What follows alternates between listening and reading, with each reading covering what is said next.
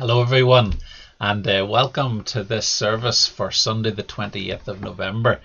I'm recording this ahead of time because on Sunday morning our normal service is cancelled, and instead we're having the service at 3 p.m. in Munreid Community Centre. But I wanted to record this so that if you're not able to make it along to that service, that you'll have this recording of the sermon available to you.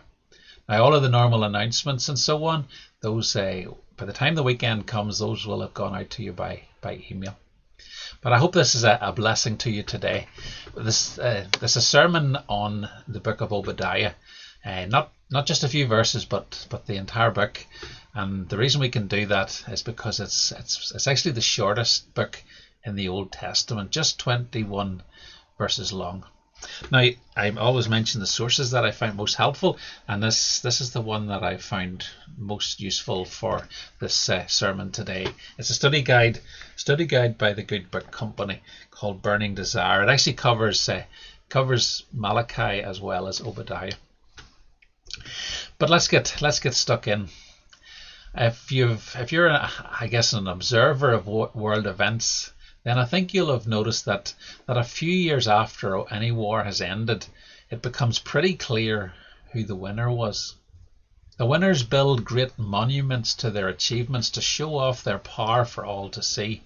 That was certainly true if we track back through world history. And meanwhile, those who were defeated, they bear the scars of their ruin. And their failure is obvious for those who are looking on. Now, this was the condition of Jerusalem in the 6th century BC. After 500 years in the land of Canaan, the land that God had promised to Jacob's descendants, Jerusalem was conquered by Nebuchadnezzar and the Babylonians, and its inhabitants were carried away in chains. Now, we have been hearing all about that as we've worked our way through the book of Daniel over the last month or so. And Daniel and his 3 friends were amongst some of the first exiles to be taken from Jerusalem by Nebuchadnezzar's army, taken to the land of Babylon. But in contrast to Jerusalem and its ruin, in contrast to that, Babylon was a great city, proud of its hanging gardens, one of the 7 wonders of the ancient world. And those hanging gardens are a symbol of its wealth and power. You see, Babylon reeked of success, just as Jerusalem reeked of failure. Obadiah receives his vision from God not long after Jerusalem was taken into exile in 586 or 587 BC. Now, at that time, God's people were powerless and desperate.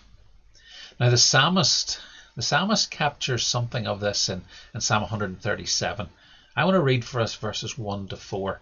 And as I read this, you'll probably recognize you'll recognize these words, especially if you've ever listened to Boney M. But this is from Psalm 137, starting at verse 1. By the rivers of Babylon, we sat and wept when we remembered Zion. There on the poplar trees we hung our harps. For there our captors asked us for songs. Our tormentors demanded songs of joy. They said, "Sing us one of the songs of Zion." How can we sing the songs of the Lord while in a foreign land? But not everyone was sorry to see the descendants of Jacob weeping in exile. The Edomites who lived in the mountains to the southeast of Judah, they took great pleasure in the downfall of Judah. In the very same psalm, just a few verses later in verse 7, we read this: "Remember, O Lord, what the Edomites did on the day that Jerusalem fell. Tear it down," they cried. "Tear it down to its foundations." Now, to find out why the Edomites hated the people of Judah so much, we need to go right back to the beginning of the Bible, right back to the early promises of God to Abraham and his children.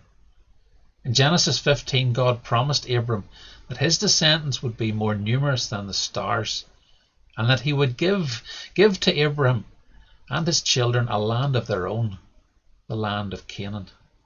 Now, this was God's covenant with Abram and his offspring, a covenant that would become a reality during future generations of Abram's children. If we jump then to Genesis chapter 25, from verse 19 to the end of that chapter, we read about two boys born to Abram's son Isaac. Esau, the firstborn, and Jacob, his twin brother, who was born second. Now, normally the firstborn would receive the largest portion of his father's estate. So whenever we remember God's promises to Abraham, I think we quickly realise that Esau stood to inherit a lot. But this chapter ends by telling us that Esau despised his birthright because he sold it. He sold it to Jacob for some stew. He didn't value it, or perhaps he didn't believe God's promises. Instead, he considered that feeding his hunger was more important.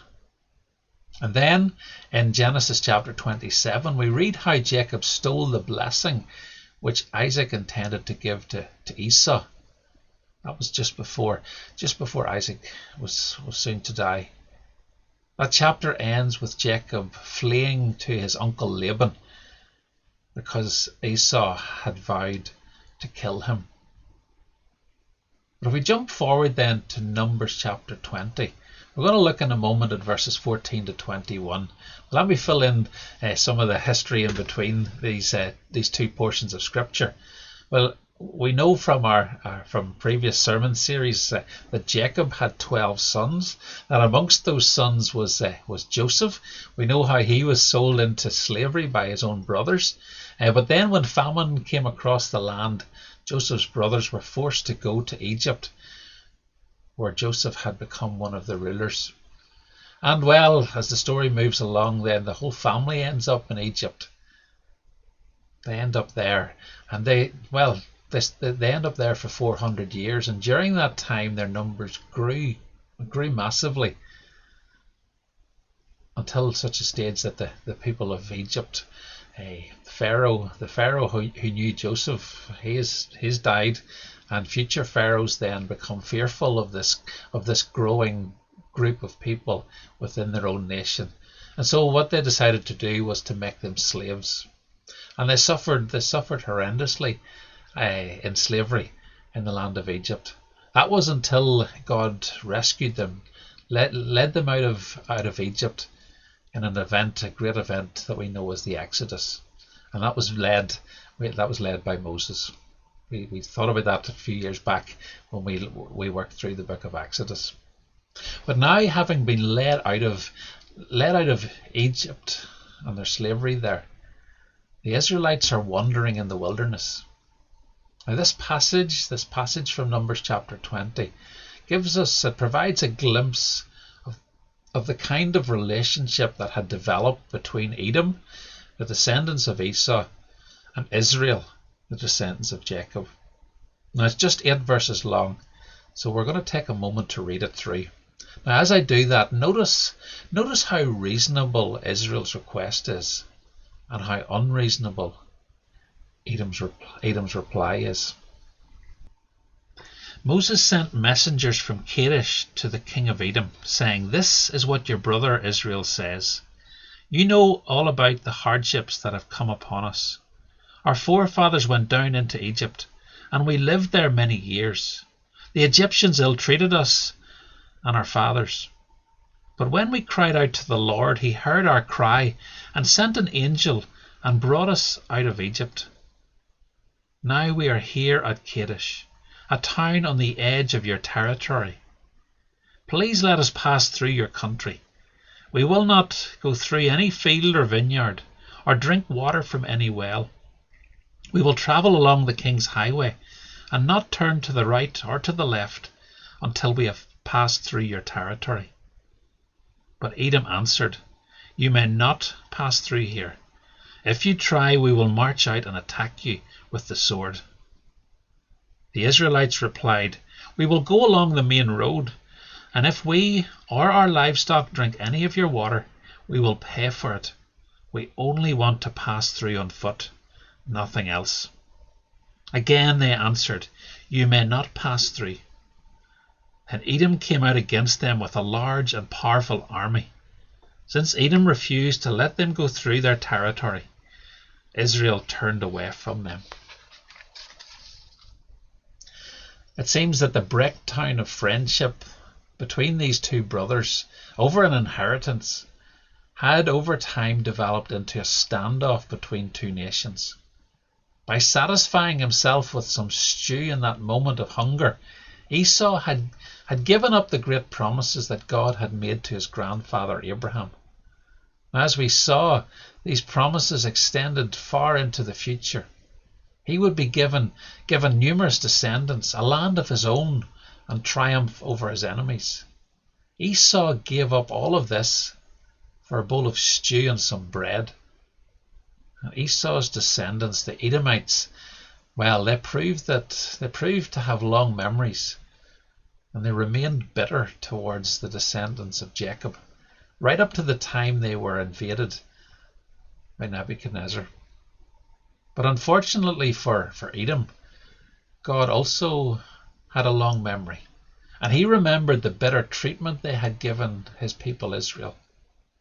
Obadiah's words of prophecy are directed against this wayward nation. They are words which speak clearly of God's judgment against the Edomites. Now, all of that was simply by way of introduction or background. We're going to get into this little book of Obadiah in a few moments' time, but first I'm gonna end this part of the sermon here, and I'm going to encourage you to join in with the song that's in the comments that go with this video.